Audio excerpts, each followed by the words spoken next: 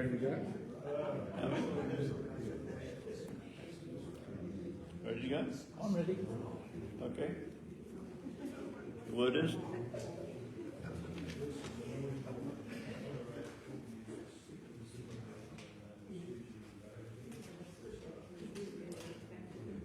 Welcome, ladies and gentlemen. We recognise we are here on Guyana land. They have been the custodians of this land right here in this place for thousands of years. And we appreciate their contribution, their custodianship, and above all, I appreciate their understanding of the spiritual relationship, the spiritual bond we have with this land. And I've been working with Aboriginal people in workshops, and I'll tell you more about that later.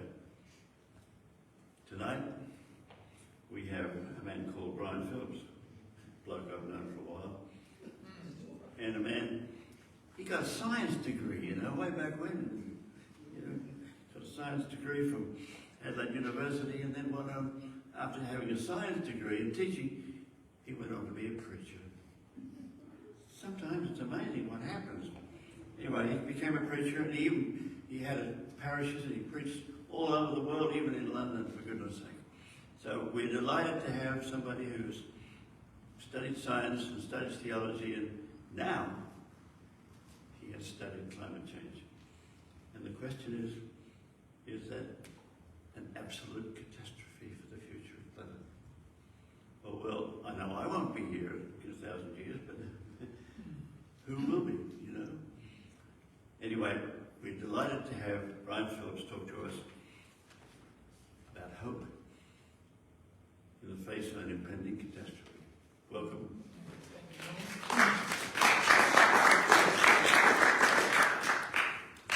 Was it about a year ago that I was talking about the Anthropocene? Was it about right?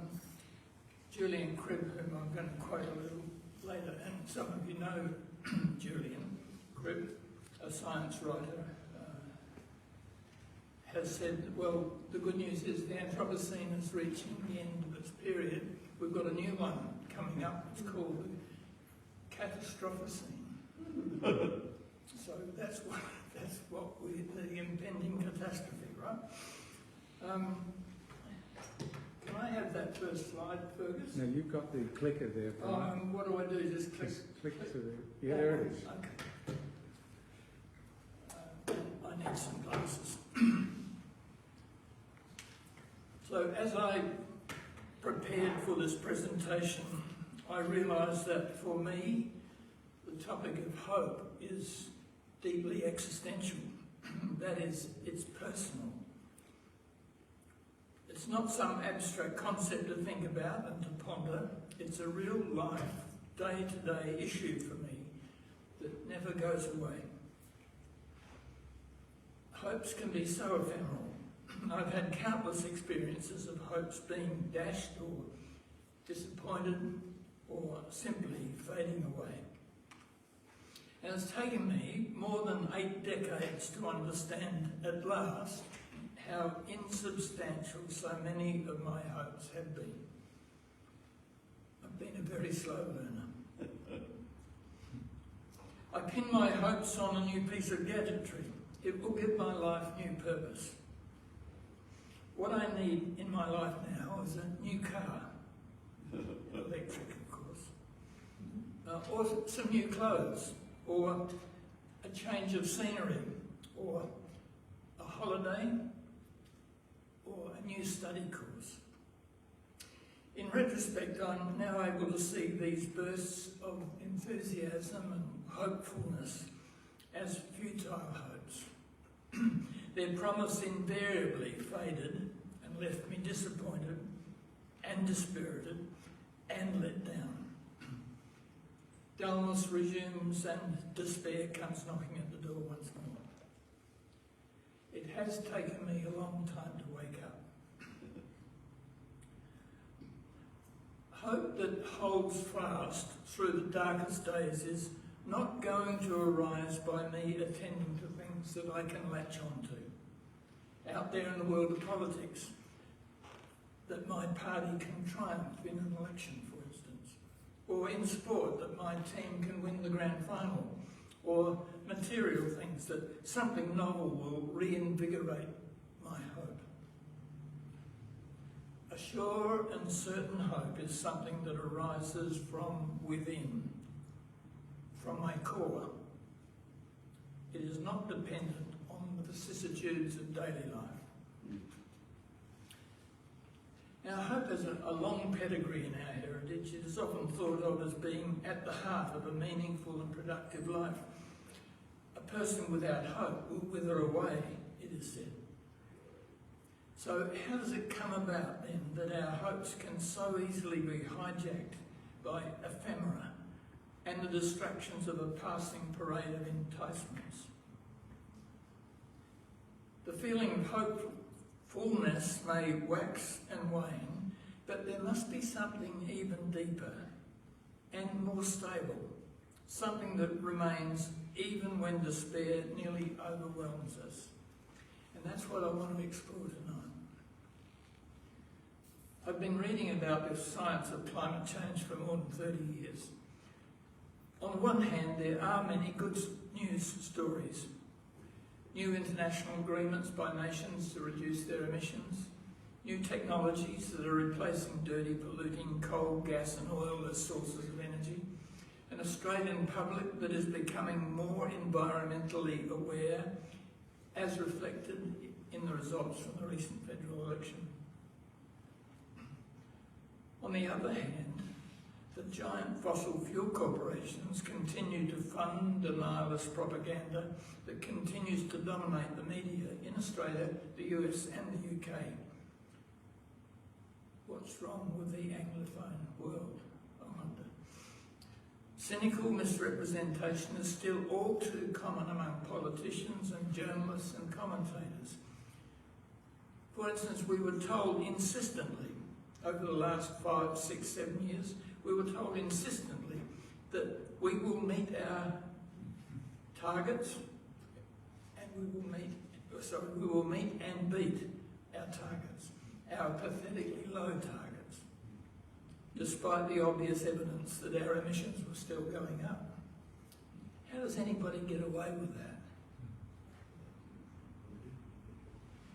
And now the Intergovernmental Panel on Climate Change, the IPCC, has published its 6th assessment report and confirmed that the situation is indeed dire. Something we have, as a nation, begun to experience firsthand. Norm, you don't have to wait 2,000 years, it's already here. Oh. We've begun to experience it firsthand. Catastrophic fires in 2020 and catastrophic floods in 2022. We're experiencing a climate emergency that is truly worldwide. Fires and floods in Europe, South Asia, the Pacific, North America. So what happens to our hope when the IPCC tells us to expect things to get worse, that these destructive events will become ever more frequent and intense?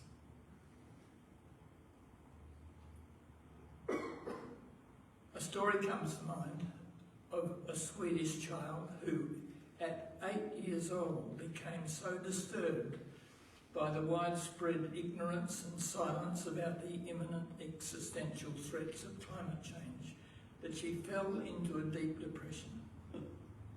She was seized by the realisation that this was an issue of global significance affecting everyone.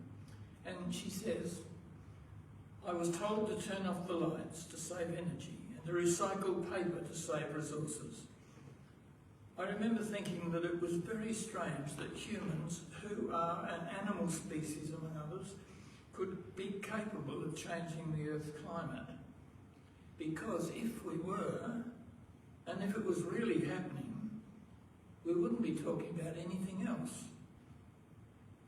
By the age of 11, she fell into a life-threatening depression. She was not eating, she lost 10 kilograms in weight. She became mute.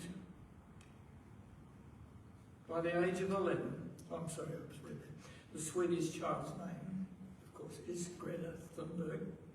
who as a young woman has made an inordinate worldwide impact with her fearless truth-telling in the councils of the rich and the powerful.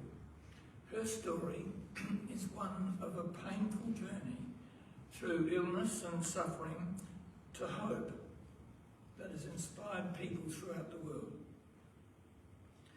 By the time she was 15, after failing to encourage anybody else to join her, she began her school strike for climate, taking up her position outside the Swedish Parliament, a lonely, solitary figure.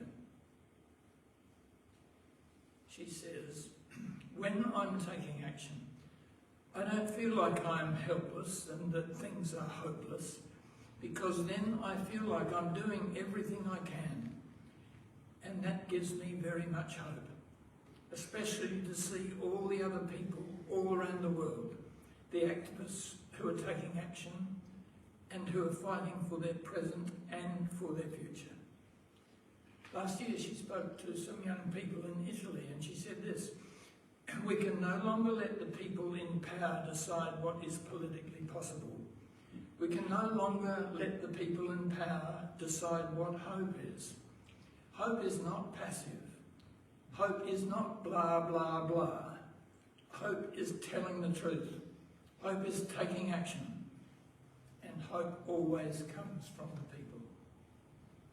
Hope is taking action. Don't seek for hope for its own sake. Look for action. Then and only then will hope come."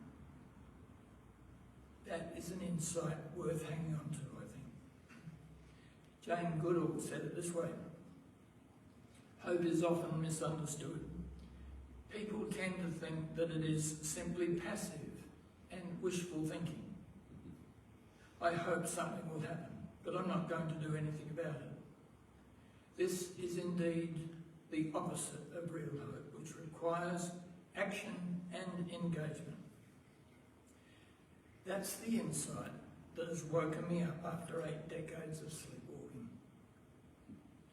And it's that insight I will continue to pursue in this presentation.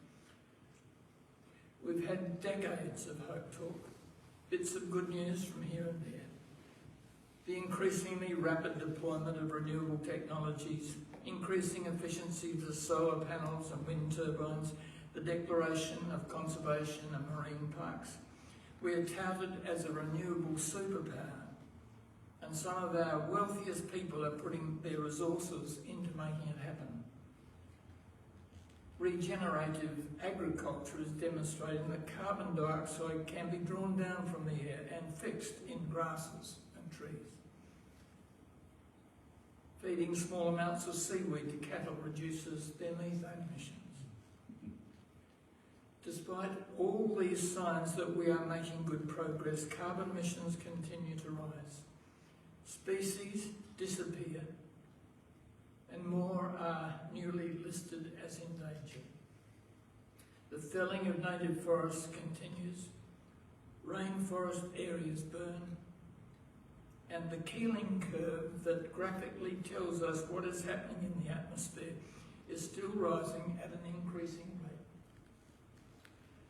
That's the famous Keeling curve that started in 1958-59 when a scientist established the measurement of carbon dioxide in the atmosphere in Hawaii. That is since replicated by at least one other station, which is at Point Grim, which is in the northwest corner of Tasmania. The Keeling curve continues to rise, and while there's been decades of hope talk, nothing's changed. Indeed, there is a slight curve upwards which indicates an increasing rate of emissions of carbon dioxide. The curve doesn't even look like bending anytime soon. Like so many of our words, hope denotes different things depending on the context.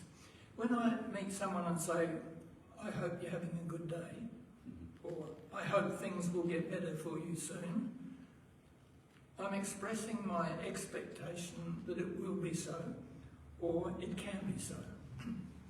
But oftentimes there is no imperative for me to take any action to actually bring about the expected state.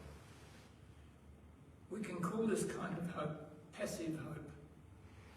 Everything will be okay, we might like to say. It's a wish or a desire that merely floats out on the ether without any firm connection to the real. It's like gossip, casual talk that purports to express empathy or understanding, but has no grounded connection with the real. There is, of course, a form of passive hope that can be quite intense. It may arise from a strongly held conviction, or it may arise from a powerful emotive ground. Our hope in a new government changing life for all of us for the better, that would be an example. Strongly felt, passionately felt. A genuinely passionate hope for an end to the blatant injustices that confront our sensibilities may also be a passive hope, one where action from us is not called for, it is someone else's responsibility, or where there is no avenue open to us to do anything about it. These forms of hope may often lead to despair, or pessimism, or cynicism. Hope arising from a strongly felt emotional base can immobilise us if it remains unlinked to action, if it remains passive. Julian Cribb, that I've already mentioned tonight, writes, "Each day, almost, brings fresh reports of colossal, unintended consequences of human activity around the planet. Vast floods, tens of thousands of fires raging, dust storms sweeping topsoil off our farms, heat waves, dried up rivers and lakes, melting glaciers, unimaginable losses of birds, animals, insects and other life, dwindling forests and fish, poisoned water, oceans, food and air, declining oxygen levels, hunger and starvation, the dissemination of new diseases, the mass migration of 350 million people a year, the advent of powerful new technologies whose effects are unknown and uncontrolled, and the insidious worldwide seep of malicious lies about it all. This is the existential emergency now confronting humanity." Now, when confronted with an analysis like that, how can we talk about hope? It is not difficult to understand how populist leaders appeal to their constituents in such an atmosphere, an appeal that can be very highly addictive. Simplistic or dishonest solutions promise hope. If you join my movement, or my party, or my church. With these things running around in the back of my mind these last 2 years, I began to look at some of the stories that may contribute to how we frame our experience of life. How have others lived through dark and dangerous times when hope's founder and are snuffed out? Even then there are those who continue to hope against hope. What kept them going? What might keep us going? A few weeks ago, I reread Lord of the Rings. It is one of the best-selling novels ever written. It's an epic fantasy of a dangerous quest undertaken by an insignificant hobbit whose name is Frodo Baggins. With his travelling companions, he journeys into all kinds of dangers. But in the end, he has to finish the task alone. The intriguing question for me in this story is, what keeps him going? Time and again, his hopes for help or safety or rescue are dashed. The dangers come one after the other, and for those brief moments when he reaches a temporary safe haven, it's never more than a passing moment of rest. Soon the journey must continue. I look for hope in the story, but it is not there, only a relentless pressing on. At one point, Aragorn, one of the travelling company, says, "We must do without hope. Let us gird ourselves and weep no more. Come, we have a long road and much to do." What is it that keeps Frodo turned towards his great task?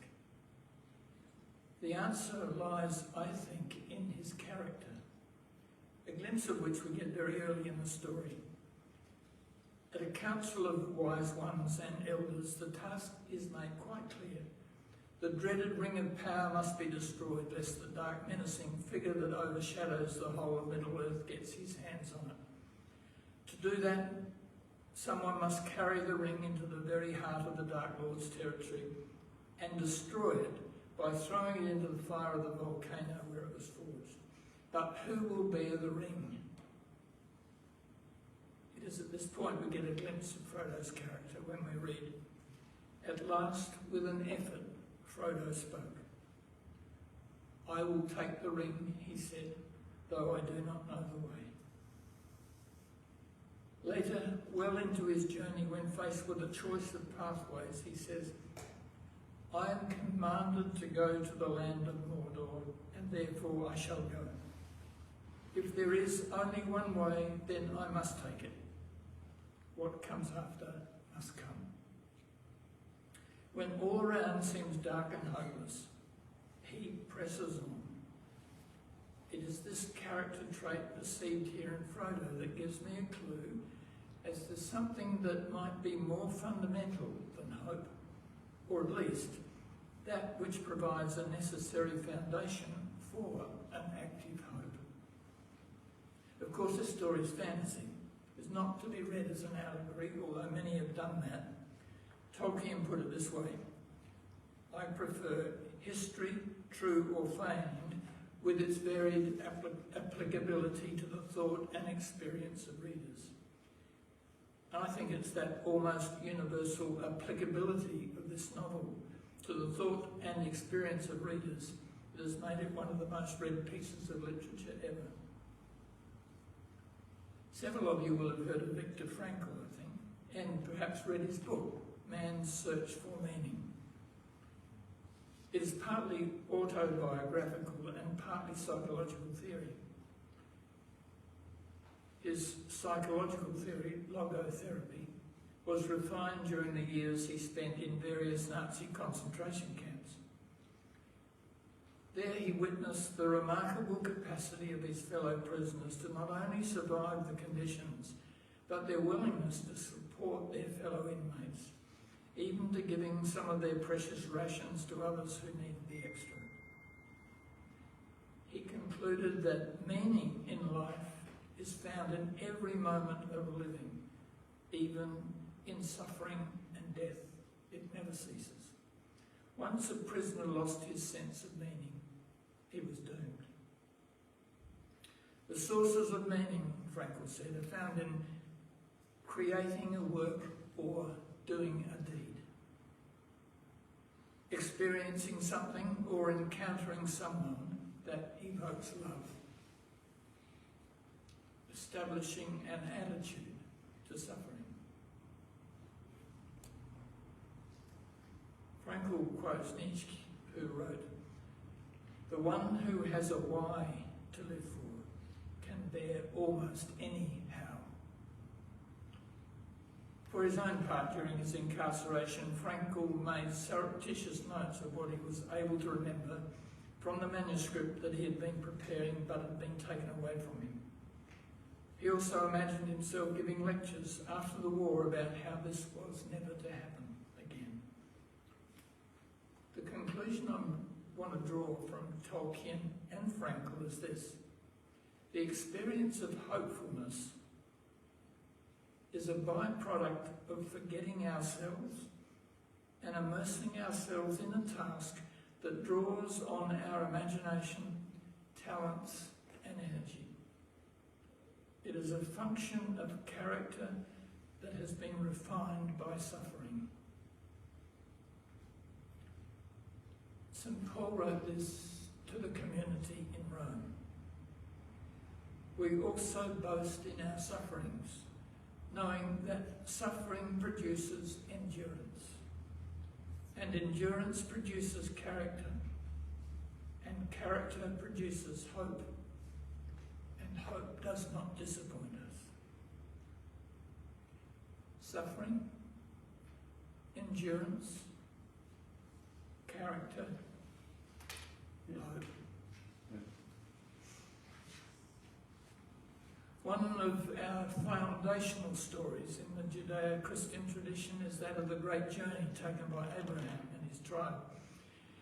In those days there were mass migrations from Mesopotamia through the Fertile Crescent as far as Egypt. The reasons for these movements of people may have been drought or widespread crop failure or population pressures. Abraham and his contingent was but one of many groups of people on the move. But the story we have inherited does not focus on the external reasons for his decision to make that journey. There is another dimension beyond the quotidian reality, an intuition, an insight, powerful enough for him to make the move from his homeland in with all its attendant hardships, dangers and uncertainties and unknowns that such a journey might bring. Where was he going? He did not know. I will go, though I do not know the way. Through Palestine to Egypt and back again to Palestine. In all these wanderings, was it hope that drove Abraham onward?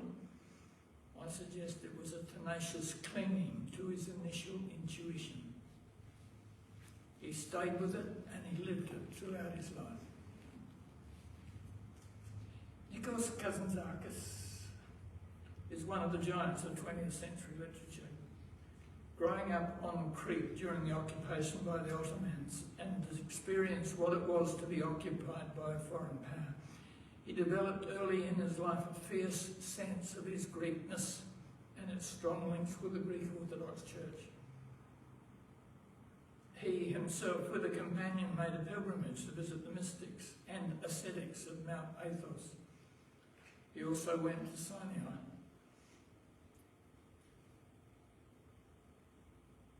You can read about this journey in his book, Report to Greco. During his later study and travels in Europe, he was greatly influenced by Buddhism, and later it was the fledgling communist movement that commanded his loyalty.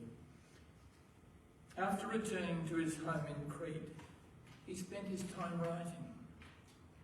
It was during this period that he met the real-life Alexis Zorba. His novel, Zorba the Greek, reflected those encounters he had with Zorba after each day's work. For hours into the evening, they would sit and talk on the seashore. And when Zorba was lost for words, he would get up and dance with an energy and a zest for life. The novel, of course, became a film that many of us will remember, Zorba the Greek. Who could forget the disaster in that film when the whole project Zorba had been working on collapsed in a dusty, mangled heap? Zorba's response? To dance. Zorba was a human being who was totally engaged in whatever his project might be, right up until the end of his life. He exerted hopefulness in everything he did. His daily life had a purpose from which nothing could deter, not even the failures. It was the purpose that impelled him forward. It was the wholehearted engagement in his projects that gave rise to his hopeful spirit.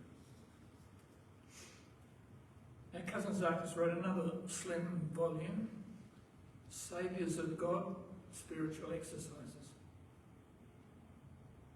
Highly poetic in its imagery, it is a testament to his own spirituality.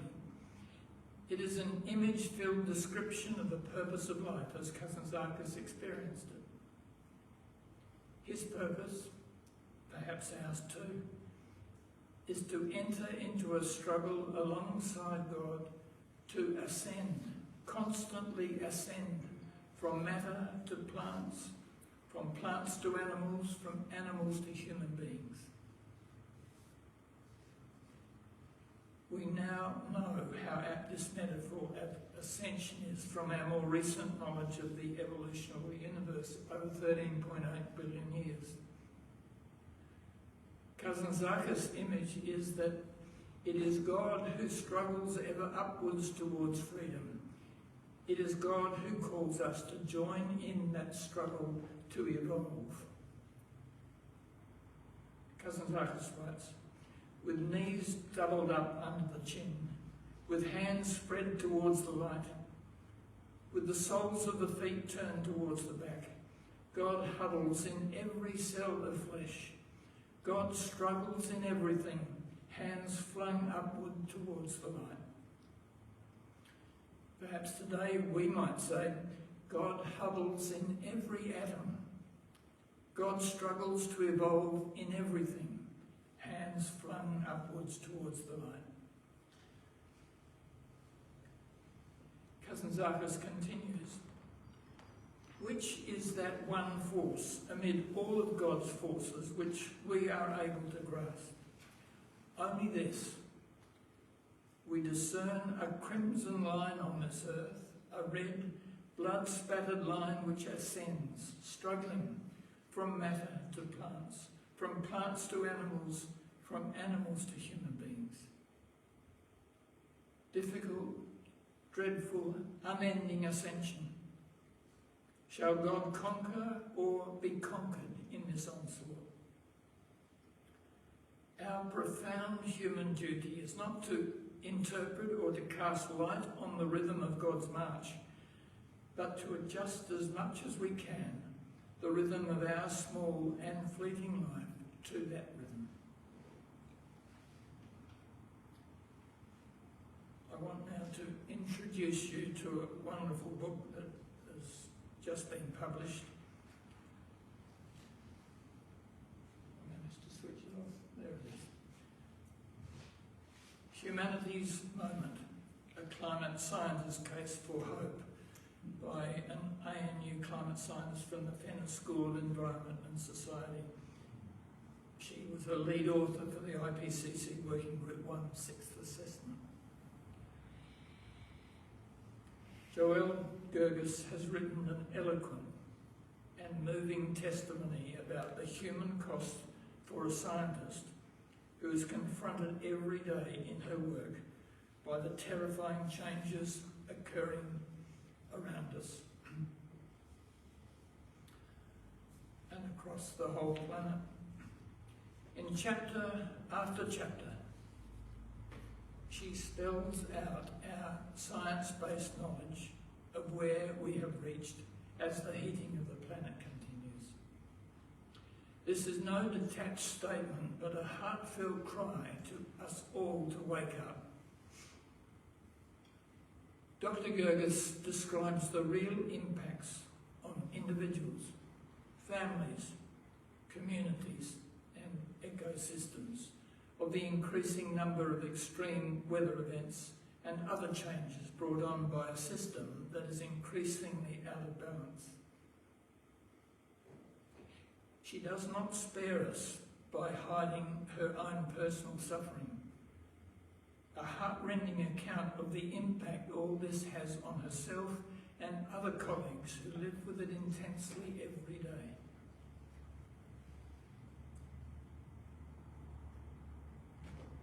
In summary, active hope, like faith and love, is something you do rather than something you have. In a special case of hope, it manifests when I do something, not anything, but something or things that align with my values.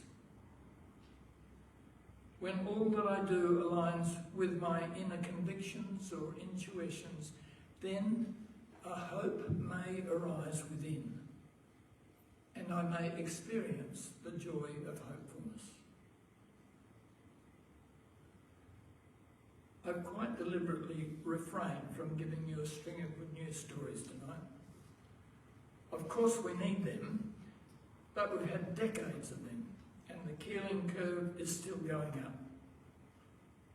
There are plenty of these good stories to be told, but if we pin our hopes on these exterior things, then we're back into the passive hope realm, a realm where nothing is required of us and our hopes come and go depending on what other people are achieving, depending on what is happening outside of ourselves. When a hope is kindled, our view of the world changes. A light can appear for us even in dark and painful experiences. Out of seemingly impossible situations, solutions become viable and the tide begins to move. Hope itself is not dependent on these external events. But when we experience hope, the world looks different. Hope cannot be planned for or called up at will. It comes when it comes as a welcome gift, unsolicited and joyfully received. It is by grace we experience hope. What is so beautifully transparent about Joelle Gerkes' wonderful book is this. She sees the change that is already coming. Indeed, it is already amongst us. Fossil fuel corporations corrupting our democracy will not prevent it. A failure of nerve by our governments will not slow it down. Cynicism, contempt and misinformation in the various media to which we're exposed will not destroy it. She writes, "It is not the things we refrain from doing, but those things we do passionately and together that will count the most. Movements, campaigns, organisations, alliances and networks are how ordinary people become powerful. So powerful that you can see they inspire terror in elites, governments and corporations alike, who devote themselves to trying to stifle and undermine them. But these places are also where you meet dreamers, idealists, altruists, people who believe in living by principle. You meet people who are hopeful, or even more than hopeful. Great movements often begin with people fighting for things that seem all but impossible at the outset, whether it's an end to slavery, votes for women, or rights for LGBTQI+ people. But you might say, I'm not joining a movement kind of person. What can I possibly do? This, and only this, whatever you can. By your conscientious recycling, your installation of solar panels, your driving an EV, your changing your bank, your careful buying of food, clothing, appliances. By these actions you will not stop global heating or environmental destruction, but you are playing a role along with others in withdrawing the social licence of those corporations that have shown little inclination to change their business plan in order to minimise their environmental impact. We withdraw their social licence by no longer buying their products. You can change, bit by bit, your product choices in the supermarket as you become aware of where the product comes from. Let me just tell a little story against ourselves on that. There's a company called co-op.co. Anybody aware of that? It's an Australian company. It sounds like a really good company. It's been set up to give part of its profits away to various charities and so on. So we thought, well, that sounds like a good company to support. Let's buy their product. So we needed some pineapple pieces. So we bought the product, packed in Australia, got home, read the fine print. Where did the pineapple come from? China. Can you understand any company importing pineapple to Australia? That's what I mean about careful choice. So be aware of where the product comes from. You can choose with more awareness what media you consult for news. Now that's a challenge here in Adelaide, isn't it? If you're fond of reading a newspaper, which one do you choose? There isn't one. If you're aware of what's going on behind the Murdoch press, full of propaganda and opinionated pieces about climate change, slowing it down, holding it back. Not climate change, but action to prevent it. You can show up for a rally for climate action or environmental protection. And remember, not everyone can be a leader and not everyone wants to be, but you can show up. We become more discerning about what we buy, what we support, what we say to others. John F. Kennedy once said, "If not us, who? If not now, when?" When and if you take these kind of actions, you will do so knowing that a growing number of people worldwide are doing the same thing. You are not an isolated, ineffectual, powerless individual. Joel Gerges gives an example from recent Australian events that is spot on. During the Lismore floods, locals didn't wait for the emergency services or the army, especially, to turn up. They didn't come for about 7 days.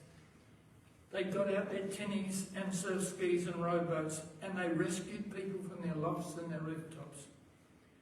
No one stopped and thought, what can I do? I can't possibly make much difference to this. The task is too great. There are too many people needing to be rescued. No, each person did what he or she could, and together, without being in any way centrally organised, they saved the day for so many people. It's like that with the changes that are going on across the whole world. As one young activist recently said, you can't win it all at once. You've got to take the small victories and keep pushing. But when we do act and do whatever is coherent with our values, we do so knowing that there is an unstoppable change going on across the world. We are not alone. Hope will arise from within our souls and the world will look different. Our confidence in the goodness of our fellow human beings will be strengthened. Bad actors will lose their power and their influence. That image of a solitary young woman, alone with her hand-painted sign and her yellow raincoat outside the Swedish Parliament, is so poignant. That's all it took. Thousands of young people began to take action. A worldwide shift in our collective consciousness was initiated. The poet Mary Oliver wrote this. What is it you plan to do with your one wild and precious life? In her book, Joel Gerges answers, everything I can with all that I have. What is your response?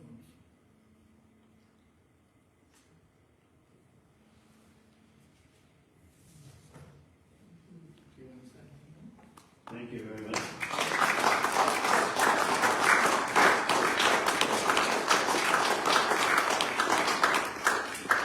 You have the microphone? Yeah.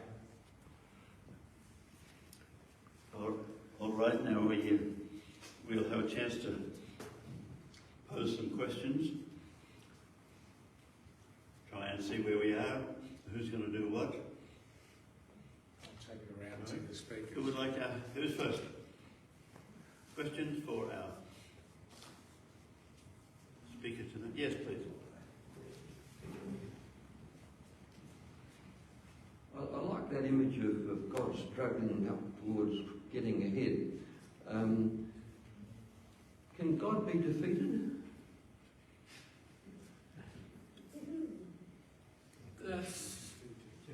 That's an open question, Jeff.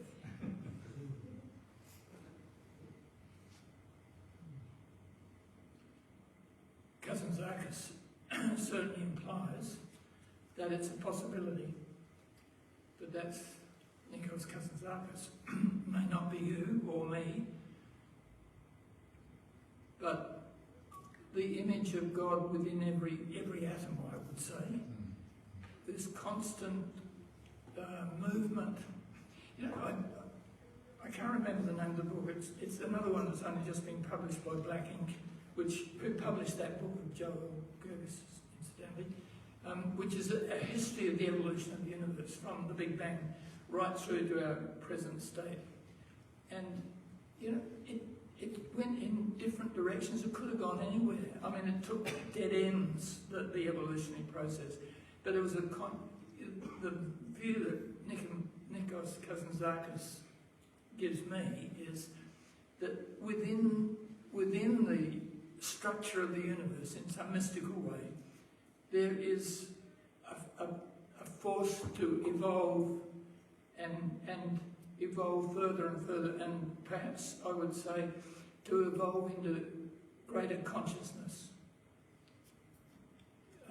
And a simple way of putting that is for us to wake up,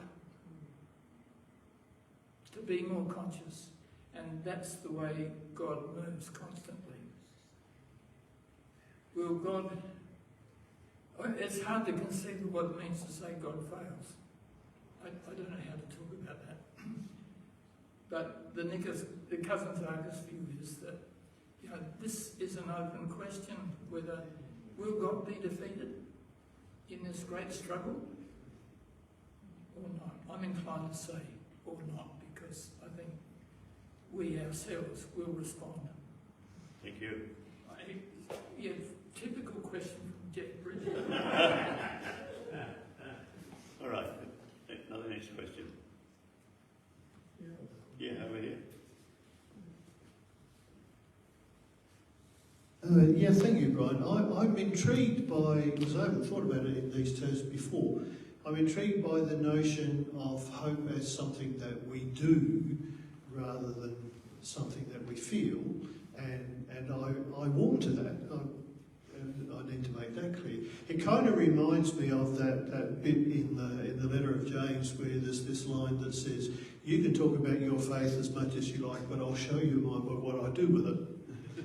And the other thing that occurs to me is that sometimes in matters of faith or hope, we kind of do things even in the absence of faith or hope, and somehow or other that works and generates the hope and or faith that we're missing. I don't know, yeah, you might respond to that. Yeah, I think what I would try to emphasise is that hope may arise. The important thing is that we actually do something. I think we so blithely talk about having faith or having hope, but we stop when we say having love, because you've got to do something to express that love. But having faith, I won't accept that kind of terminology. We don't have faith. It's like a consumable that you can go out and buy, and we now have it. That's BS. I nearly said it in full, sorry. Faith is something that happens because we get ourselves involved. I mean, in using cousin Zarkis' imagery, we get the feel of that rhythm of constant ascension with God, and we match ourselves to that. And that's where faith comes from. And hopefulness, the experience of hopefulness, may arise when, if we do, as Greta Thunberg proposes, we actually get involved somehow or other, do stuff, and be conscious about what we do, be aware of what we're doing, most particularly in the way we buy stuff, for instance. Then a hope may arise. It's not something you do to make it happen. The focus shouldn't be on hope for its own sake. The focus is on that inner intuition, the Abraham intuition, that you begin the journey and you take it whatever, or Frodo's journey. And a hope may arise out of that. No guarantees, but that's where it's going to come from, and it's going to come from your inner core. Yeah. Good, thank you. Again, another profound question over here.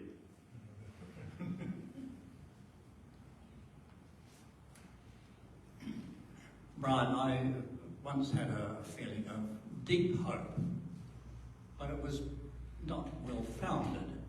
We came back from Africa and found that our nieces and nephews were studying the environment at school. And I thought, wow, if these young people can get this into their system, into their way of thinking, there's the hope. They will change the world. But they grew up and they got a boyfriend or girlfriend, they got married, they had children, they got an overdraft and had to take the children to school and buy this and do that, etc., because the community said so, and the false advertisers told them that this is the only way that you can find fulfillment and satisfaction. And so my hope was devastated really by that, the shallowness of my hope. Now, you talk about intuition, and I thoroughly agree with that, the Abrahamic calling, the intuition. But I don't see much of other people really standing up. And I wonder if the power, the advertising power and the money of the big companies just kills intuition these days and sets it at a lower standard for daily short-term survival and flourishing rather than the long-term stuff. Where does that intuition come from? How do you propagate it?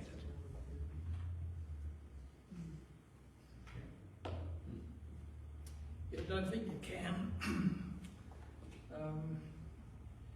I think you've got to rely on the essential goodness of human beings for it to arise and come about. I mean, I think you and many of you others will have been at the Stool Strike rallies and heard some of those young people speak.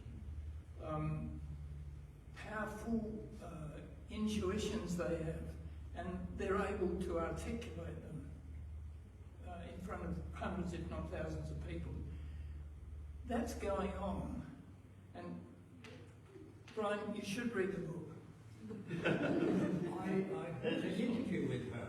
Yeah. It was on a webinar. Yeah. No, I wasn't all that impressed. At the end, at the conclusion she came to, I thought they were rather weak, but you've read Yeah, read the book. I mean, I think the wonderful thing I found about her is that she's able to see what's going on a worldwide basis, because she's international, of course, and all her consulting is all done internationally. She can see it happening, and I think she writes extremely well about what is actually occurring around us, and it's certainly where her hope lies, and that's why she is hopeful. If it was the climate change interview, that's the one that persuaded me with her. That's the one that persuaded me to buy the book. Is there anything else to say? Except there's something about human nature that at rock bottom will produce the goods. How you foster the environment in which that's going to happen for people is altogether a different question. That's perhaps what our struggle ought to be, to foster a kind of environment that will engender the goodness, and that people aren't paralysed. That's the other thing. People get paralysed, that they're longing for something to happen. Nothing happens, and they don't know what to do, and they can't do anything. So, yeah, this is all a bit jumpy. But Sounds like you believe in original good rather than original sin. oh, I do. Oh, I do. I think so. Another question here. Yeah. Okay. Hello, Vivian. I'm going to take this to a very personal level. There are none of us here that are in high school. We're at one end of life. And I just suspect that there are none of us here that don't know about hope because we've survived this long. Now, I don't know how we pass that on without sounding like old fogies, but I think it's imperative for our generation that we do exactly that. We've come through things. We've seen disasters, we've seen wars, we've seen pandemics, we've seen our own personal disasters, and we're here. And we're here because we care, and we're here because we think there is hope. I'd like to know if you have any idea exactly how we can make that count instead of sitting here wishing. As you spoke, it immediately came to me that the issue of character is absolutely crucial in my analysis of hope. Paul says, suffering, endurance, character, hope. And that's why Frodo's example, I love that example of the character. Maybe what it's our character that we need to we need to put it on display. I mean, we do anyway, of course, but maybe it's a focus on that aspect of our own lives. Is that the best thing we can do? Demonstrate a strong character that is aligned with your own values, my values. I live my values, that kind of character. Is that the example that we can give to others? You know, one thing I thought we should be very vocal about is gratitude. Yeah, that is something that's beginning to come up to the surface quite a lot. The significance of starting with gratitude, and I share that. I'm not too good at it myself. But when we walk in the bush, in the hills above our home, that's the experience I have. That we're able to do it to start with, and this happens around us. This wonderful regeneration of nature. The orchids, time for the orchids too. We start looking for orchids up in the hills. It is gratitude. I don't acknowledge that enough consciously, I think. But thank you for reminding me of that. Well, thank you very much indeed. Thank you. Cheers. Congratulate this gentleman.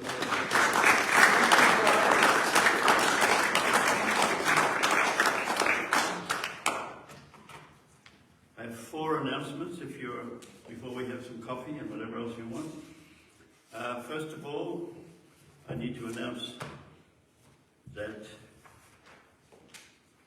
next year we're going to have Seminary of the Third Age again, and if you are interested in helping and contributing ideas towards that, there's a sheet out there on the table as you leave, and we'd be delighted to have your input into what we might do next year, something that is comparable to what we had tonight. So that's the first thing. The second thing is that Graham, wherever he is, has an announcement. There, would you like to make your announcement, Graham? Philippa Rollins asked me to bring to your attention something that flows on beautifully from what Brian has said, and that is that there are opportunities for us to engage with a wider faith movement that is focused on the climate crisis. And that is happening in Adelaide this very day, Thursday, but next week. So next Thursday morning at 8 o'clock, at 8 o'clock in the morning at St John's, the Anglican Church in 379 Halifax Street.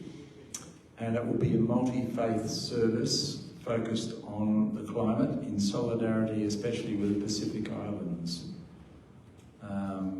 for example. And she's asked me to read a little statement. We support climate justice for vulnerable communities and a non-proliferation treaty on fossil fuels. Now that will coincide with events around the world as part of Green Faith International. So Green Faith International is the overarching body. The Australian Religious Response to Climate Change is the Australian body. And it will be blessed with the presence of Farhan Shah and Sufi Oz for the music. Very Middle Eastern flavoured music for that service. And she's noted here it will be a beautiful service. Please share this information and come if you can. Thank you. Now, over there in a box, somebody has handed some books from Oxfam. Free, heavy books, you know, like this one. And I opened the book. What does it say? Questions for the future. There we go. You couldn't ask for anything better, could you? And my last announcement is related to the launch of our first book with the Aboriginal peoples, First Nations people. This is one of the things that gives me hope. I'm working with them for the future, how to decolonise. And we're doing a series of books called Decolonising the Biblical Narrative. Not just decolonising history, it's decolonising the biblical narrative, beginning to see things that you never saw before because your mind is part of the colonial history. And if you're interested, we're launching that book. We're launching that book on 7 p.m. Sunday, October 16th. And if you're interested in coming, talk with me, or grab one of these from the sheet out there on the table when you leave. So, and then you want to have something to say? Yeah, I want to say a couple Okay. things. Are you finished, Bill? I think so. We're invited to this launch next Sunday evening. Not this Sunday, but the following Sunday, Sunday the 16th of October. Thank you very much. And ladies and gentlemen, you can see on the screen next week at the Seminary of Third Age is Rick Sarr. I think you know who Rick Sarr is. He's a regular speaker at I don't know if he's spoken at the Seminary of Third Age before, but he's certainly spoken at a number of Effective Living Centre events. Now, while I mentioned the Effective Living Centre, just wanted to draw your attention to a great upcoming event. There is some flyers out in the hall there. I'm just going to change the screen and show you Wilkes-Oration, which is coming up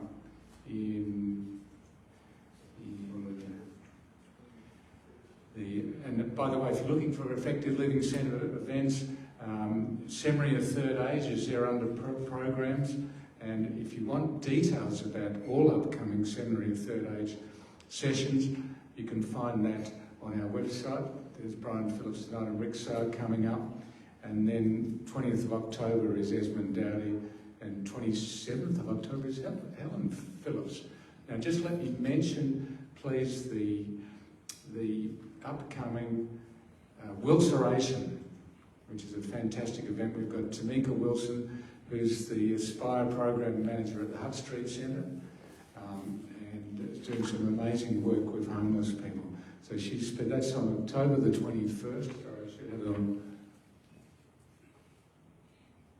Sorry, I'll just get that on the screen. Just give me a second. There you go. It's not going to cooperate with me. So on October the 21st, give me the